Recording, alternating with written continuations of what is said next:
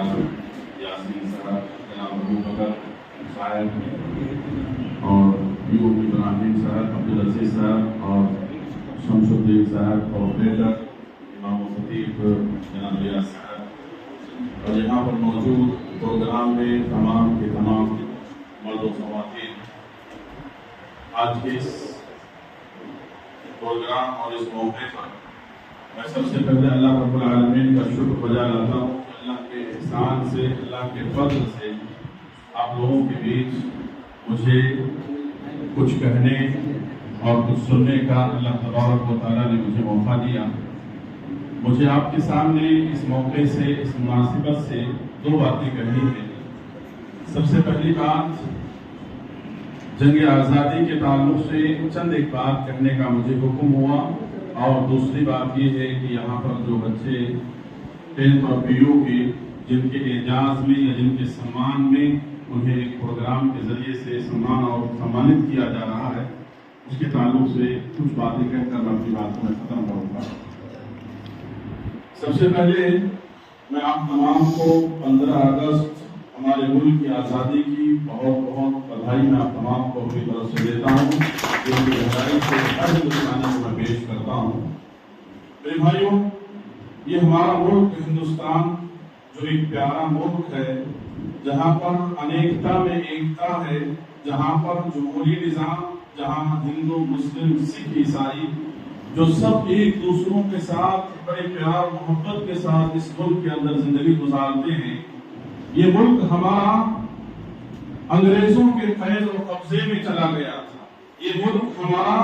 انگریزوں نے قبضہ کر لیا تھا اور ہندوستانیوں کو انہوں نے غلام بنا رکھا تھا۔ انگریز اس ملک کے اندر ایسٹ انڈیا کمپنی کے نام سے اس ملک کے اندر وہ داخل ہوئے، اور اس ملک کے جو تخت و تاج کے مالک مسلمانوں کی جو حکومت تھی، جنہوں نے تقریباً 800 سال مسلمانوں نے جو حکومت کی تھی، اس حکومت کو انہوں نے اپنے قبضے میں لے لیا۔ اس کے بعد یہ مسلمانوں کی اس طاقت اور قوت جو حکومتی سطح پر تھی، انہوں نے اپنے قبضے میں لے کر اس ملک کو غلام بنا دیا۔ یہ ملک غلام ہو گیا، یہ ملک آزادی سے محروم ہو گیا۔ اس کے بعد یہاں کے ہندوستانیوں نے اپنی آزادی کی بڑی لمبی لڑائی لڑی۔ آپ کو معلوم ہونی چاہیے کہ ہندوستان کی جو یہ فریڈم فائٹر کی جو یہ تاریخ اور ہسٹری ہے، یہ جو جنگ آزادی کی ہسٹری ہے، یہ کوئی 40 سال 50 سال کی تاریخ نہیں ہے میرے بھائی، بلکہ تقریباً 200 سال اس ہندوستانیوں نے اپنی جان، اپنی مان، اپنی تن من دھن کی بازی لگا کر کے انگریزوں کو اس ملک سے بنایا۔ آپ کو معلوم ہے کہ اس ملک کی تاریخ سب سے پہلے جنگ آزادی کی جو شروعات ہوتی ہے وہ تقریباً 1750 یعنی 1750 جو ہے، یہ تاریخ یہاں سے ہندوستان کی آزادی کی شروعات ہوتی ہے۔ سر پھونکا جاتا ہے اس ملک کی آزادی کے لیے، اور اس ملک کی آزادی یقیناً یہ حقیقت ہے، اس حقیقت کو کبھی بھلایا نہیں جا سکتا ہے، انکار نہیں کیا جا سکتا ہے کہ اس ملک کو آزاد کرنے کے لیے ہندو، مسلم، سکھ، عیسائی تمام نے اپنا بلیدان دیا، اور تمام مل کر کے اس ملک کو آزاد کرنے کی انہوں نے کوشش کی،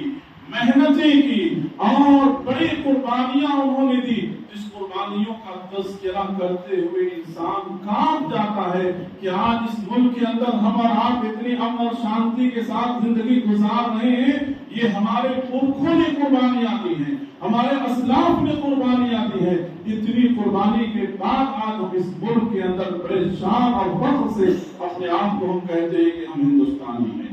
اور آج ہمارا جو ترنگا ہے، جس کے اندر 3 رنگ اور 3 کلر ہے، آج ہماری اس دنیا کے اندر ہماری ایک پہچان ہے، ہماری ایک شان ہے، ہماری ایک عظمت ہے۔ میرے بھائیوں، آپ کو معلوم ہونی چاہیے، آپ کو میں بتاؤں کہ انگریزوں نے اس ملک کے اندر جب اپنی طاقت اور اپنی حکومت کو انہوں نے جب پوری طرح سے مضبوط کر لیا، تو اس ملک کے اندر سب سے پہلے انگریزوں کے خلاف آواز اٹھانے والے شاہ محدث دہلوی رحمۃ اللہ علیہ تھے، اور ان کے فرزند عبدالعزیز محدث دہلوی رحمۃ اللہ علیہ نے باقاعدہ طور پر انگریزوں کے خلاف آندولن کرنے کی انہوں نے باقاعدہ آواز اٹھائی اور فتویٰ دیا باقاعدہ طور پر. آپ کو معلوم ہو کہ 1753 یعنی 1750 پر 3 میں علی وردی خان کلکتہ کے اندر جنہوں نے سب سے پہلے انگریزوں سے لڑا لیا. اس کے بعد ہم جس کرناٹک کے اندر ہم اور آپ رہتے ہیں یہاں پر 1799 میں یعنی 1799 میں ٹیپو سلطان حیدر علی کے والد حیدری نے باقاعدہ انگریزوں سے پنگا لیا تھا اور اس کے بعد 1825 میں 1825 یعنی 1825 میں باقاعدہ تحریک شہیدین کے نام پر پورے ملک کے اندر باقاعدہ طور پر آزادی کی ہوائیں عام ہو گئی اور باقاعدہ طور پر پورے ملک کے ہر ہندوستانی اس ملک کو آزاد کرنے کے لیے اپنی تن من دھن کی بازی لگانا شروع کر دیا. آپ کو معلوم ہونی چاہیے جالیان والا باغ, ریشمی رومال, یہ سب وہ تاریخ ہے جس میں ہندوستانیوں کی کتنی جانیں گئی تھی اور ہندوستانیوں نے بخوشی اس ملک کو آزاد کرنے کے لیے اپنی جان کی بازیاں لگائی تھی. انہوں نے میرے بھائیوں یہ ملک ہندوستان جہاں پر ہم اور آپ زندگی گزار رہے ہیں اتنی آسانی کے ساتھ یہ ملک آزاد نہیں بلکہ خون کی ندیوں کو پار کرنا پڑا, خون کی ندیوں کو پار کرنا پڑا. آپ کو معلوم ہونی چاہیے کالا پانی کی سزائیں اور صعوبتیں برداشت کرنی پڑی, یہاں کے لوگوں کی پراپرٹیاں ضبط کی گئی. اگر آپ تاریخ کی روشنی میں اگر اس بات کو سمجھنا چاہتے ہیں تو آپ کو معلوم ہونی چاہیے کہ اس ملک کا مغل آخری بادشاہ جو بہادر شاہ ظفر جس کا نام تھا, بہادر شاہ ظفر جو آخری بادشاہ تھا, انگریزوں نے جب انہیں گرفتار کیا تو انگریزوں نے انہیں گرفتار کرنے کے بعد ان کے 4 بچے تھے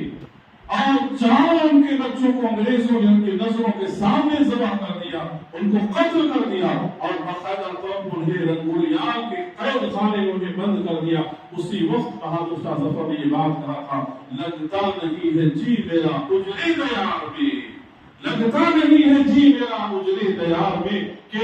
آج اس ہندوستان اور اس ملک کے اندر رہتے ہوئے اتنی کشادگیت کے باوجود مجھے تنگی سی ہو رہی ہے, مجھے تنگی محسوس ہو رہی ہے. اس وقت انہوں نے یہ بات کہی تھی. میرے بھائیوں اس ہندوستان کی آزادی کے اندر آپ دیکھیے مہاتما گاندھی, اسی طرح سے لالا لاجپت رائے اور بہت سارے ہمارے انیک سمجھے فریڈم فائٹر جو مسلمان اور ہمارے ہندو بھائی, ان تماموں نے جو باقاعدہ طور پر اس ملک کو آزاد کرنے کے لیے جو قربانیاں دی ہیں وہ تمام چیزیں ہمارے سامنے موجود ہیں. لہذا اس ملک کے اندر ضرورت اس بات کی ہے کہ ملک آزاد ہو گیا ہے, لیکن ذہنی طور پر آج بھی ملک غلامی کی طرف پھر جا رہا ہے. آج سوال اٹھ رہے ہیں مختلف مقامات پر مختلف طرح کے یعنی حقوق کے اوپر. ایسے حالات میں ہمارے ملک کے اندر ضرورت اس بات کی کہ اس ملک کا جو قانون ہر ہندوستانیوں کو ایک باعزت شہری بن کر کے زندگی گزارنے کا حق دیتا ہے اور ایک دوسرے کے ساتھ میل محبت کی جو تعلیم دیتا ہے, ہر طرح کی چھوٹ چھاٹ اور نفرتوں کو آج ختم کرنے کی ضرورت ہے. پیار اور محبت کے ساتھ مل جل کر زندگی گزارنے کی ضرورت ہے. میرے بھائیوں آپ نے سنا ہمارے جناب ایس پی صاحب اور اس سے پہلے جو پروگرام ہمارا ہوا تھا یعنی ڈرگس مفت کے اس میں جو ہمارے کمشنر صاحب جناب کلدیپ صاحب آئے تھے, آپ نے دیکھا اور میں نے سنا باقاعدہ طور پر کہ ان کے اندر ایک کیسی ہمدردی اور کیسی محبت اور کیسی اپنائیت کے ساتھ انہوں نے ہم تمام سے ایڈریس کیا تھا اور کہا تھا کہ ہم یہ صرف آپ تمام کو تکلیف دینے کے لیے ہم ان تمام کاموں کو نہیں کرتے ہیں, بلکہ انسانیت کی حفاظت کے لیے اور انسانیت کو بچانے کے لیے ان کی جان, ان کی تکلیف اور ان کی پریشانیوں کو دور کرنے کے لیے ہم ان تمام کوششوں کو ہم کر رہے ہیں. تو ان تمام چیزوں سے کیا معلوم ہوتا ہے کہ ہر کوئی اس ملک کا ہندوستانی ایک دوسرے سے مل جل کر کے کندھے سے کندھا ملا کر کے ایک دوسروں کے ساتھ جب تک نہیں چلے گا یہ ملک ترقی نہیں کرے گا. یہ ملک اگر ترقی کرنی ہے تو یہاں پر ایک دوسروں سے مل جل کر کے آپسی کمیونیکیشن, آپسی تعلقات ایک دوسرے کے ساتھ مل کر کے جب تک ہم ان تمام کاموں کو نہیں کریں گے ہمارا ملک کامیابی اور ترقی کی طرف نہیں جائے گا. آج نفرت پھیلانے والے, ایک دوسروں کے درمیان دوریاں پیدا کرنے والے یہ بہت کم ہیں جن کو آپ گن چن سکتے ہیں, لیکن اس ملک کا اکثریت ایک بڑی تعداد ایسی ہے جو تمام ایک دوسرے کا سمان کرتے ہیں اور تمام ایک دوسرے کے درمیان پیار محبت سے جینا پسند کرتے ہیں، ہر طرح کی نفرتوں کو پسند نہیں کرتے۔ تو میرے بھائیوں، ایسے موقع پر، اس ملک کی آزادی کے موقع پر ہم یہی پیغام دینا چاہتے ہیں کہ ہم ایک ہندوستانی ہونے کے ناطے سے ہم کو خود ہماری شریعت، ہمارا دین ہم کو یہ تعلیم دیتا ہے کہ جس ملک میں رہو اس ملک سے وفاداری کرو، اس ملک کی ہر چیز سے تمہارے اندر محبت ہونی چاہیے، خود ہمارے نبی کی یہ تعلیمات ہے۔ لہٰذا ہم اس ملک کے ذرے ذرے سے محبت کرتے ہیں۔ لوگ آج ہماری دیش بھکتی پر لوگ سوال اٹھاتے ہیں، اللہ اکبر، جن کے پورکھوں نے اتنی بڑی قربانیاں دی ہیں، آج جن کے پورکھوں نے اپنے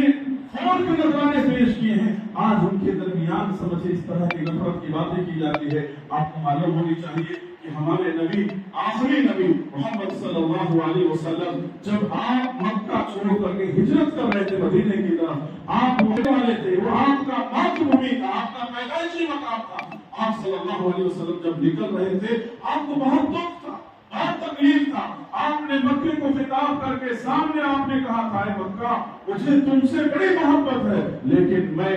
اس وجہ سے یہاں سے جا رہا ہوں کہ تمہارے لوگ مجھے یہاں رہنے نہیں دیے۔ آپ کو معلوم ہو کہ جس نبی کے ہم امتی ہیں وہ نبی ہمیں